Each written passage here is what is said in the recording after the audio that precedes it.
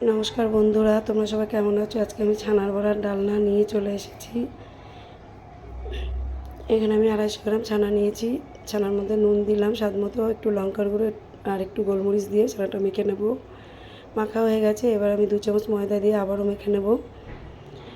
মাখানোটা আমার হয়ে গেছে, দেখো। এবার আমি বড়ার আকারে করে নিয়েছি সবগুলো।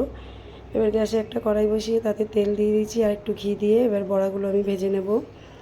একটা পাশ আমার ভাজা হয়ে গেছে, দেখো আমি উল্টে দিয়েছি। দুপাশই আমার ভাজা হয়ে গেছে, তুলে নেব। একই তেলের মধ্যে এলাচ, দারচিনি, লবঙ্গ, টমেটো দিয়ে একটু নাড়াচাড়া করে নেব।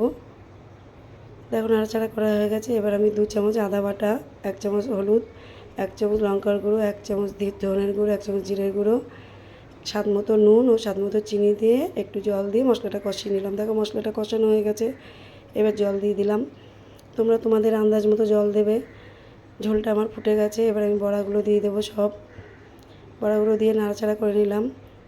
দেখো ঝোলটা আমার হয়ে এসছে। গরম মশলা দিলাম, ঘি দিলাম, দিয়ে নাড়াচাড়া করে এটা আমি এবার নামিয়ে দেব। দেখো দেখতে কত সুন্দর হয়েছে, খেতেও সুন্দর হয়েছে।